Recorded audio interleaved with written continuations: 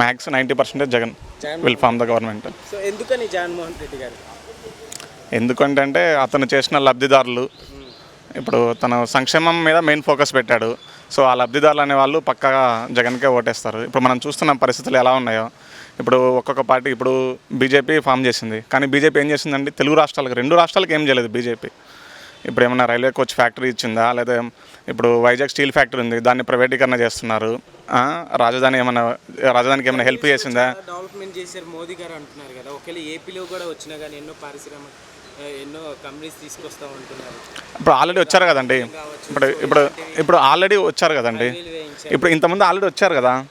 ఇప్పుడు ఏం లేదండి, అప్పుడు 2014లో స్టేట్ బైఫర్కేషన్ అయిపోయిన ఎలక్షన్ జరిగినాయి. అప్పుడు కూడా సేమ్ పవన్ కళ్యాణ్, బీజేపీ, చంద్రబాబు గారు ముగ్గురు కలిసి పోటీ చేశారు. వాళ్ళ ఎలక్షన్ మేనిఫెస్టో తీయండి, ఆ ఎలక్షన్ మేనిఫెస్టోలో వాళ్ళు ఏం చెప్పారు, ఆ 5 yearsలో వాళ్ళు ఏం చేస్తారో ఒకసారి చెక్ చేయండి, అప్పుడు మీకే అర్థమైంది. బుల్లెట్ ట్రైన్లని రకరకాలు చెప్పారండి. ఇంతవరకు అసలు ఏమైనా జరిగినాయా? వాళ్ళు ఆ 5 yearsలో ఏం చేయలేదు, బట్ కాకపోతే మళ్ళీ వస్తే ఇంకేదో చేస్తా అంటున్నారు. ఉన్నప్పుడు వాళ్ళు ఏం చేయలేదు కదా.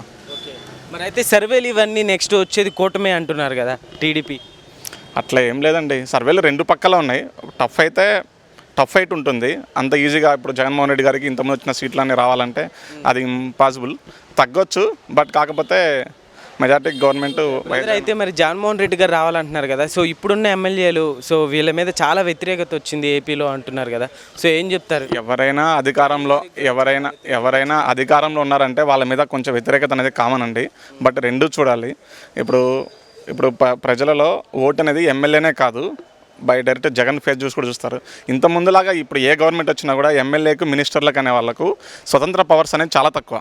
ఇంతకుముందు ఉండేవి, బట్ ఇప్పుడు అన్నీ కూడా సెంట్రల్ అయిపోయినాయి. ఇప్పుడు మనం చూడాల్సింది జగన్ వర్సెస్ చంద్రబాబు చూడాలి తప్పితే ఎమ్మెల్యేలను పట్టించుకోకూడదు. ఇద్దరు మేనిఫెస్టోలు చూసారా బ్రదర్? సో ఎట్లున్నాయి ఇద్దరు? 2 సేమ్గా ఉన్నాయి. 2 ఏముందండి, నేను 10 రూపాయలు ఇస్తానంటే నువ్వు 15 రూపీస్ ఇస్తానంటే, నువ్వు 15 రూపీస్ ఇస్తానంటే నేను 20 రూపీస్ ఇస్తాను. 2 అలానే ఉన్నాయి కదండి. ఇప్పుడు జగన్మోహన్ రెడ్డి గారు సంక్షేమ వెల్ఫేర్ స్కీమ్స్ చేస్తే శ్రీలంక అయిపోతుంది అది అన్నారు. ఇప్పుడు చంద్రబాబు గారు ఏం చేస్తున్నారండి? చంద్రబాబు అంతకు మించి ఇస్తున్నారు కదా. చంద్రబాబు గారిని ఇంతకుముందు వైఎస్ రాజశేఖర రెడ్డి గారు ఆల్ ఫ్రీ బాబు అనేటోళ్ళు. ఆల్ ఫ్రీ బాబు అంటే సేమ్ ఇలానే ఇట్లా ప్రతి స్కీములు ఫ్రీగా ఇచ్చేస్తామని ఆల్ ఫ్రీ బాబు అని ఎగతాలు చేసేటోళ్ళు. ఇద్దరు దొందే అండి, అంతే. చంద్రబాబు నాయుడు గారు వస్తే నిరుద్యోగులు అనే వాళ్ళే ఉండరు ఏపీలో అంటున్నారు కదా. ఇప్పుడు జగన్మోహన్ రెడ్డి గారు చూసుకుంటే అసలుకి ఉద్యోగాలు లేకుండా అంతా ఇప్పుడు హైదరాబాద్ రావాల్సి వస్తుంది. ఇప్పుడు మీరు కూడా ఇప్పుడు హైదరాబాద్కి వచ్చినారు కదా. సో ఏం చెప్తారు నిరుద్యోగులు? ఇప్పుడు ఒకటండి, నిరుద్యోగాలు లేకుండా ఏం చేస్తారంటే గవర్నమెంట్ ఉద్యోగాలు ఇస్తారా? ఎన్ని గవర్నమెంట్ ఉద్యోగాలు ఉంటాయండి? ఏ గవర్నమెంట్ అయినా ఎన్ని గవర్నమెంట్ ఉద్యోగాలు ఇవ్వగలదు? ఇప్పుడు హైదరాబాద్లో కొన్ని కంపెనీస్ ఉన్నాయండి. ఇప్పుడు సాఫ్ట్వేర్స్ అండి, సపోజు చంద్రబాబు గారు 5 years ఉన్నారు కదా, ఆ 5 yearsలో పెట్టిన సాఫ్ట్వేర్ కంపెనీస్ లిస్ట్ చెప్పమనండి చూద్దాం. ఎంతమందికి ఉద్యోగాలు ఇచ్చారో చెప్పమనండి చూద్దాం. మీరు చేసింది చెప్పండి, మీరు ఏదో చేస్తారని కాదు, ఫస్ట్ మీరు చేసింది చెప్తే దాన్ని బట్టి నమ్ముతారు. ఇప్పుడు జగన్ గారు ఒకటేనండి, నా మేనిఫెస్టో చూడండి, నేను హామీలు ఎన్ని నెరవేర్చానో చూడండి, దాన్ని బట్టి నాకు ఓటేనంటారు. కానీ చంద్రబాబు గారికి అలా అనే ధైర్యం ఉందా? అలా ధైర్యం లేదు. నా 2014 మేనిఫెస్టో చూసి నేను ఎన్ని కంప్లీట్ చేశానో చూసి ఓటేసే ధైర్యం లేదు. ఆ ధైర్యం లేకనే కూటమిగా ఏర్పడి ఇన్ని కుతంత్రాలు పడుతూ ఒకరి మీద దాడి చేస్తున్నారు. ఓకే బ్రదర్, అయితే ఇప్పుడు చూసుకుంటే జగన్మోహన్ రెడ్డి గారు రావాలంటున్నావు. సో మరైతే ఇంట్లో ఇప్పుడు సొంత చెల్లెలే జగన్మోహన్ రెడ్డి గారిని గెలిపించకండి, మన్నకు ఓటేయకండి అంటున్నారు కదా. సో ఏం చెప్తారు? రాజకీయాలు అనేది ఎంత పరాకష్టకి వెళ్తాయో, సో ఒక ఫ్యామిలీలో ఎంత విభేదాలు సృష్టిస్తాయో వాళ్ళని బట్టే మనం తెలుసుకోవచ్చు. అది పర్సనల్ ఒపీనియన్ అండి. ఇప్పుడు వైఎస్ అవునండి, ఇప్పుడు బాబాయ్ని చంపించేది ఎవరో, అప్పుడు చనిపోయినప్పుడు ఎవరున్నారండి అధికారంలో?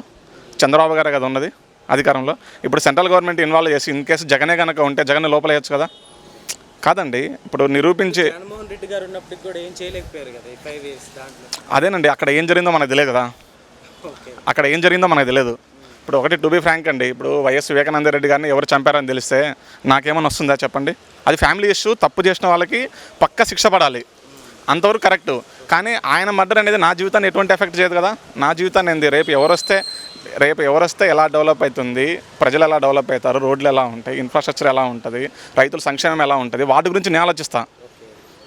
ఓకే, ఇప్పుడు కడప నుంచి అయితే పోటీ చేస్తున్నారు కదా షర్మిల గారు. సో మరి గెలుస్తారనుకుంటున్నారా? కష్టం అండి, ఇంపాసిబుల్ అంటే. ఓకే, ఇప్పుడు పవన్ కళ్యాణ్ గారు పొత్తుల మీద వస్తున్నారు కదా. సో పిఠాపురం నుంచి ఈసారి మరి అసెంబ్లీకి వెళ్తారంటారా? ఛాన్స్ అయితే ఉందండి, బట్ కాకపోతే చూడాలి కదా. అక్కడ ఇంతకుముందు అలానే అనుకున్నారు. సోషల్ మీడియాలో ఇప్పుడు ఒకటండి, సోషల్ మీడియా ప్రచారాలు, అవి చూసామనుకోండి పక్క తెలుగుదేశం కూటమే పవన్ కళ్యాణే వస్తారనుకుంటారు. కానీ అక్కడ జనాల్లో ప్రజల్లో నాడు అనేది చాలా డిఫరెంట్గా ఉంటుంది. సభకు సమావేశాలకు ప్రజలు వచ్చినంత మాత్రాన్ని చెప్పి వాళ్ళు రేపు వాళ్ళను ఓటు హక్కుగా మారుతున్నది అది ఇంపాసిబుల్ అండి. అక్కడ వంగా గీత గారు చాలా గట్టిగా అన్నట్టు. సో ఇప్పుడు పిఠాపురంలో ప్రచారాలు ఇవన్నీ చూసుకుంటే పవన్ కళ్యాణ్ గారు నెక్స్ట్ ఖచ్చితంగా అసెంబ్లీకి వెళ్తారు అంటున్నారు కదా, సో ఏం చెప్తారు బ్రదర్? వంగ గీత గారు ఆల్రెడీ ఇక సర్వేలో చూసుకుంటే వంగ గీత గారు ఓడిపోయారని చెప్తున్నారు.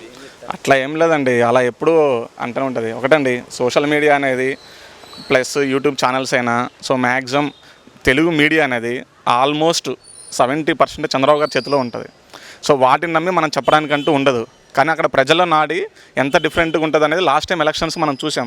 లాస్ట్ టైం ఎలక్షన్స్కే అవునండి, కంపారిజన్ చేసుకుంటే వీళ్ళంతా లేరండి. ప్రతి ఒక్కరికి ఉంటాయి. ఎవడు దొందు కాదు, ఎవడు పతిథి కాదండి. ప్రతి ఒక్కరు ఉంటుంది. ఇప్పుడు నువ్వు 10 రూపాయలలో నువ్వు 2 రూపాయలు తినేసి 8 రూపాయలు ప్రజలకు పంచితే బాగుంటుందండి. 10 రూపాయలలో నువ్వు 6 రూపాయలు తినేసి 2-3 రూపీస్ ప్రజలకు పంచితే అది తప్పు కదా. పిఠాపురంలో అయితే టఫ్ అయితే ఉంటుందండి. అంత ఈజీగా పవన్ కళ్యాణ్ గారికి అది సునాయాస విజయం అనేది అంత సీన్ లేదండి. పవన్ కళ్యాణ్ గారికి నమ్మకం లేకనే ఆడ వర్మ ఉన్నారు కదా, వర్మ నా యొక్క గెలుపు అనేది మీ చేతిలో పెడుతున్నానని చెప్పారు. ఎవరైనా ఒక పార్టీ అధ్యక్షుడు ఒక నార్మల్ ఎమ్మెల్యేని అలా అంటారు? అసలు ఒక పార్టీ అధ్యక్షుడు పవన్ కళ్యాణ్ గారు. ఇప్పుడు చిరంజీవి గారు కూడా ప్రచారానికి రాబోతున్నారు అంటున్నారు కదా, సో చిరంజీవి గారు రాకతోటి ఇంకా పిఠాపురంలో జనసేనకి బలం చేకూరింది అంటున్నారు. అట్లేదండి, అభిమానం వేరు, ఓట్లు వేరండి. ఎప్పుడైతే రెండింటికి డిఫరెన్స్ తెలుస్తుందో అప్పుడే. ఇప్పుడు అంత ఉన్నప్పుడు మరి అదే చిరంజీవి గారు అప్పటి నుంచి ప్రజారాజ్యం పెట్టి కాంగ్రెస్లోకి వెళ్ళిపోకుండా అలానే ఒక్కడిగా ఉండి ఇండివిజువల్గా పోటీ చేసి ప్రజా సమస్యలపైన నువ్వు ఎప్పుడైతే గలమెత్తుతావో అప్పుడే నీకు ఓట్లు పెడతాయండి. ప్రజా సమస్యలపైన గలమెత్తకుండా నువ్వు నీ యొక్క ఫేస్ వాల్యూ తోటి ప్రజల్లోకి వెళ్తాను, నేనేం చేయకుండా ఇప్పటికిప్పుడు వెళ్ళి ఓట్లు వేస్తానంటే ప్రజలు ఎలా నమ్ముతారండి? మామూలుగా ఏ పార్టీకి ఎన్ని సీట్లు రావచ్చు అనుకుంటున్నారు? అట్లా చెప్పలేమండి. బట్ కాకపోతే మ్యాక్స్ గవర్నమెంటే ఫామ్ చేస్తుంది, వైఎస్ఆర్సీపీ ఫామ్ చేస్తుంది. బట్ ఇంతకుముందు కన్నా కొంచెం సీట్లు తగ్గొచ్చు. ఎందుకంటే ఇప్పుడు నెల్లూరు ఉందండి, క్లీన్ స్వీప్ చేసింది. ఇప్పుడు చాలామంది తెలుగుదేశంకి వెళ్ళారు. సో వాళ్ళు జగన్ చూసి కాదు, కొంచెం లోకల్ క్యాండిడేట్ని చూసి కూడా ఓట్లు వేస్తారు. సో అలాంటి వాళ్ళ వల్ల కొంచెం జగన్ గారికి దెబ్బ పడుతుంది ఈసారి ఎలక్షన్లో. సీట్లు తగ్గుతాయి అంతే తప్పితే కంపల్సరీ ఫామ్ చేస్తుందండి. కామెడీ ఏంటంటే రావాల్సిన సీట్ల కన్నా కనీసం ఒక 20 సీట్లను ఎక్కువ వస్తాయనే జగన్ గారు దాన్ని కాపాడుకోగలరు. ఇప్పుడు మన బీజేపీ చూస్తున్నామండి, నువ్వు మార్జిన్లో కనుక ఉందంటే ఆటోమేటిక్గా ఎమ్మెల్యేని లాగేసి వాళ్ళు గవర్నమెంట్ ఫామ్ చేస్తారు. ఇప్పుడు మంగళగిరిలో చూసుకుంటే నారా లోకేష్ గారు ఉన్నారు కదా, సో ఈసారి గెలుస్తారనుకుంటున్నారు? చూస్తానండి, కష్టపడుతున్నారు లోకేష్ గారు అయితే, రావచ్చని చెప్పలేము. ఒకవేళ టీడీపీ వస్తే సో అభివృద్ధి ఇప్పుడు జగన్మోహన్ రెడ్డి గారు వచ్చినా కానీ సో ఎలాంటి అభివృద్ధి కావాలని కోరుకుంటున్నారు బ్రదర్? ఇప్పుడు ఏ గవర్నమెంట్ వచ్చినా అండి, టీడీపీ వచ్చినా వైఎస్ఆర్సీపీ వచ్చినా ఏ గవర్నమెంట్ వచ్చినా కూడా ఆంధ్రప్రదేశ్లో చాలా తీవ్రమైన అన్యాయం జరిగింది. అది ఇప్పటి నుంచి కాదు, స్టేట్ బైఫర్కేషన్ అయిపోయినప్పటి నుంచి ఆంధ్రప్రదేశ్ అన్యాయం జరుగుతూనే ఉంది. ఒక్కరన్నా మాట్లాడుతున్నారండి. ఇప్పుడు steel plant, Vizag steel plant ప్రైవేటీకరణ చేస్తున్నారు. ఏ ఒక్క రాజకీయ నాయకుడన్నా అక్కడికి వెళ్ళి ఆమర నిరాహార దీక్ష చేయండి. సీఎం జగన్మోహన్ రెడ్డితో సహా చంద్రబాబు నాయుడు ఇద్దరు కూర్చొని ఆమర నిరాహార చేసి తెలుగు ప్రజల వైజాగ్ స్టీల్ ప్లాంట్ అనేది తెలుగు ప్రజల ప్రౌడ్. అది దాన్ని కాపాడమనండి, ఇద్దరిని చూద్దాం. ఎవరు చేయరండి.